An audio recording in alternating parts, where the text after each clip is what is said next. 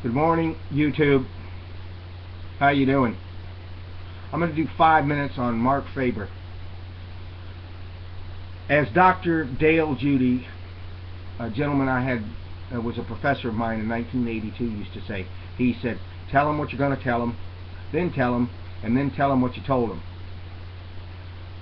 Dr. Faber was born in 1946 in Austria, I believe. He had his PhD at 24 in 1970, and I believe that was in New York, may have been in Europe, I don't remember. He worked in New York for several years, and then he was transferred to Thailand. And Thailand was a complete hellhole at that time. Asia was a hellhole. China was a hellhole. But he moved there, and it's not a hellhole anymore. It's a very significant place on the planet. And he uses the analogies of how cities have developed in his talks, where he'll talk about Sao Paulo is beautiful, and now New York, when he visited there, is crap.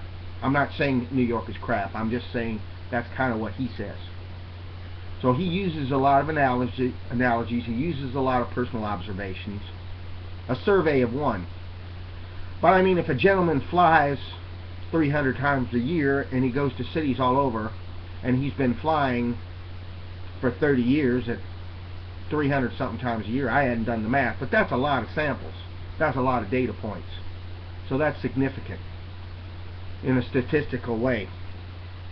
But anyway, he called the 1987 market crash when he was approximately 40, and he called the bottom, he called a crash, no, excuse me, he called the bottom recently at 666 in the Dow, I believe. And he's done that along the way. He's called tops, he's called bottoms, and if people listen and take their money out or put their money in when he tells them, they would have made a lot of money, or they wouldn't have lost money.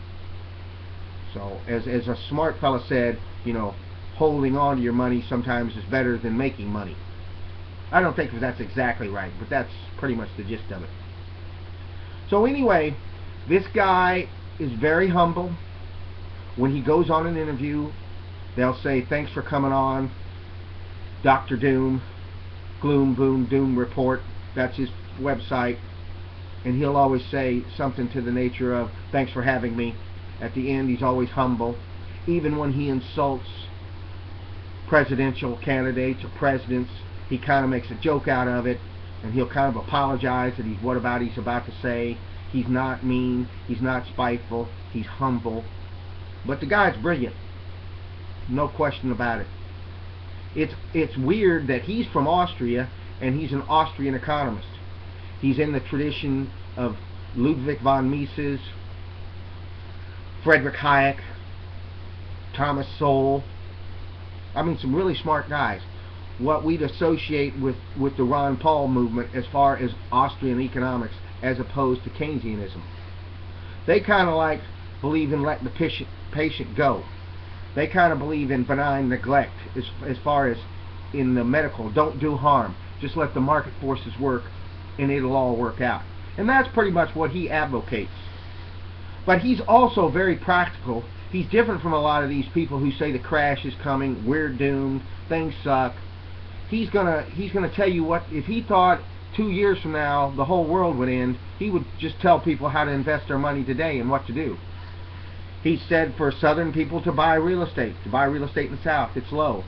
He makes a lot of good calls, he makes a lot of observations, and yet he sees the big picture. So what have I just said?